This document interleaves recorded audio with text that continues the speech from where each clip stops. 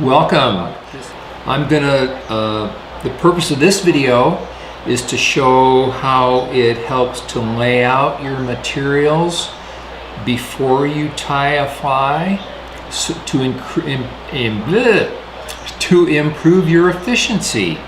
So I'm going to tie a winter steelhead. It's a version of a flame boss. I have 6 schlappen feathers laid out.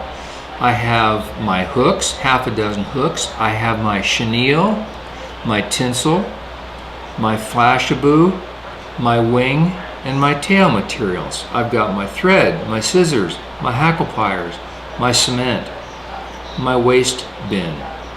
I've got everything ready to go.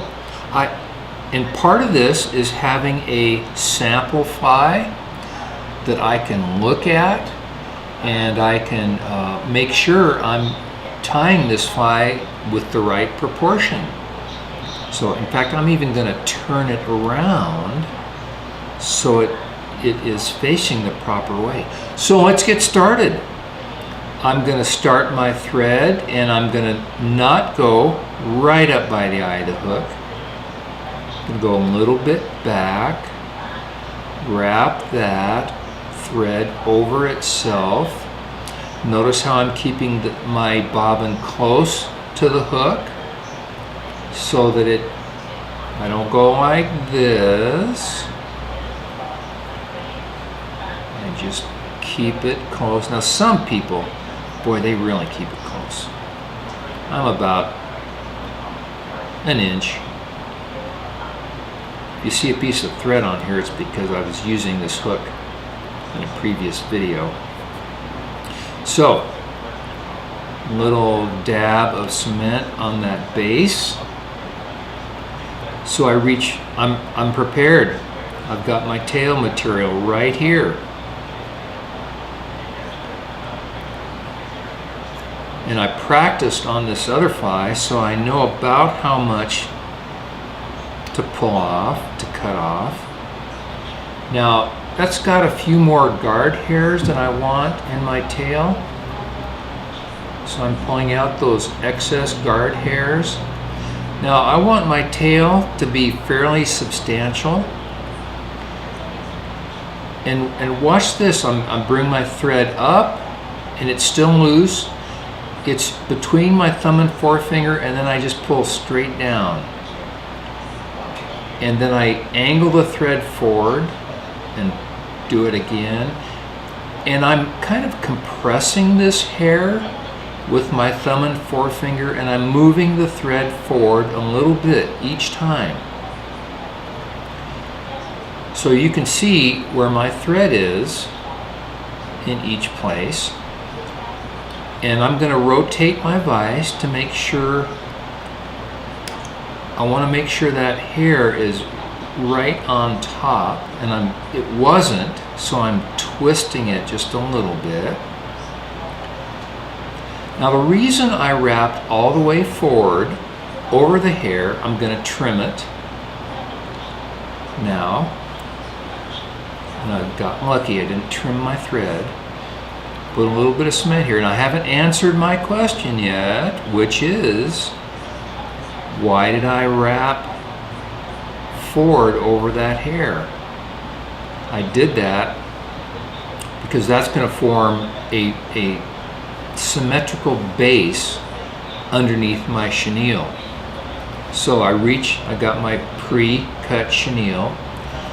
Now I'm going to strip a little bit of this material off and just tie down the thread. And what that does is it keeps me, it prevents me, it ensures that I don't have a big lump in the back. And I almost forgot to tie in my oval silver tinsel. This happens to be Lagerton tinsel. It's really good stuff. There are other good tinsels out there. So here goes my chenille body, and I'm trying to wrap this very evenly across. You see, I lost that chenille, I lost my grip on it, so I just held it with my index finger. There we go. And I realized that I left the heater on here in the garage, and the radio's on, the news is on. So who knows how the sound's going to come out, but we're gonna hope it's not too irritating. This is real world, folks. So this piece of tinsel is long enough, I'll use it on the next fly as well. So I'll drop it back on the table. Now, I've got one of these pre-prepared hackles. I'm going to use this is going to be a well-hackled fly. Now this, I'll trim this, leave about 1/8 of an inch. And right now I'm looking at this, I'm thinking, uh-oh, there might be a little bit too much distance here. So I want my fly proportion to come out right. Maybe I should have taken another turn of chenille for the body, but I didn't. So I'm gonna adjust as I go. Right now I've got too much material here, so I'm gonna put more hackle on. But first I'm gonna fold this hackle with the square end of my humor tube fly tool. I'm folding this material back. And I'm leaving a little bit more space. Normally I would keep the hackle stem right close to the previous wrap. I'm leaving a little bit of space as I go forward, and I think it's actually going to work out to just use this one hackle. I think it is.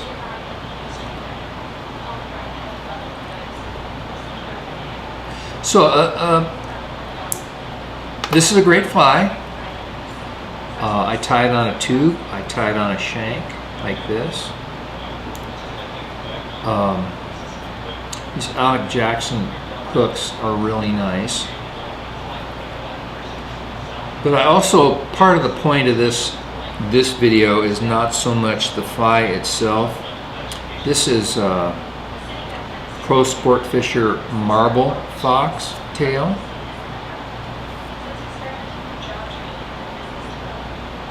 Part of the point of this video is having all my materials laid out. Whoops! Almost forgot my flash. Here's a section of flash that is kind of slicked together. I'm going to put it right on top of the fly. So my thread goes up and straight down between my thumb and forefinger. Then I fold this piece back, and then I get a hold of both, and I'm going to go about to the end of the tail. So there's my flash. Now here's my wing, which I was working on before. And I want to figure out now some of these guard hairs are a little bit on the long side.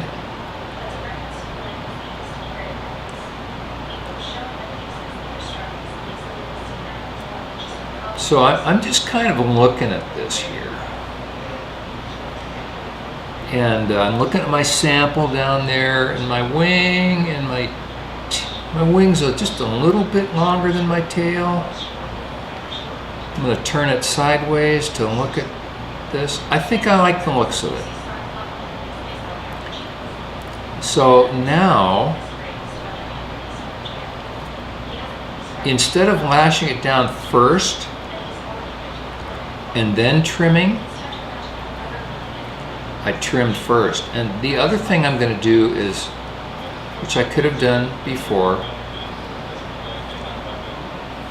is get out a little bit of the very short guard hairs, under fur. I'm not getting rid, I already got rid of some guard hairs.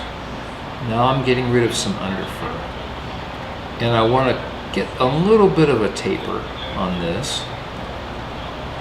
And I want a little bit of cement underneath the wing. And I want to make sure I've got a thread base for the entire part of the wing I'm tying in. My thread goes up, no tension yet, down. Now I'm applying the tension. So now I've got to turn this over. Yep, looks good. You always have to take a peek on that far side. Now you see how there's a kind of an abrupt shelf there? That's a place where I'll do a little bit of trimming. And the other thing I'll do here is I'll put a little bit of this penetrator cement on. Now this, if you were using a kip tail wing, a calf tail wing,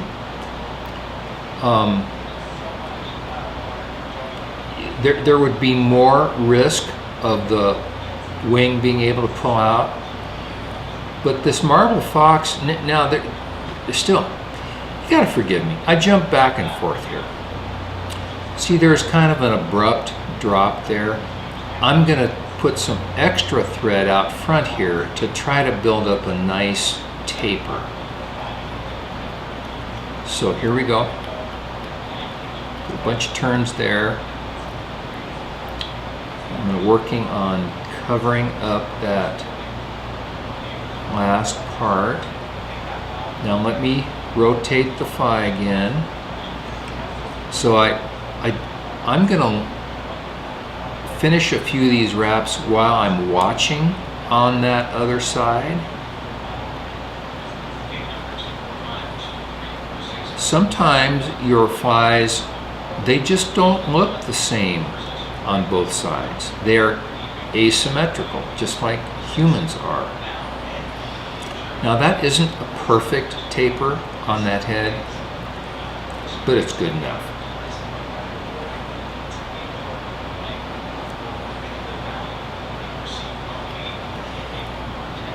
Now you could use a whip finish tool here. I actually never learned how to use one, so I couldn't tell you. A lot of good tires use them. I tie my whip finish by hand. Got 2 whip finishes on there, and I just reach in, give it a trim. I'll inspect my fly all the way around. I'll put a little bit of cement on the underside of the head. If you wanted to build up a glossy head, you would use a different thread than different cement than penetrator. But for a fishing fly, we are good to go. And now I'm ready to tie my next fly. I'll do 6 flies just like this because I have all my materials laid out. And I'll take this one out of the vise and I'll put it right down next to the other one, and they'll be so pretty and nice. So there you go. That's how to organize your bench for maximum efficiency as you're tying. Have fun. Get out there.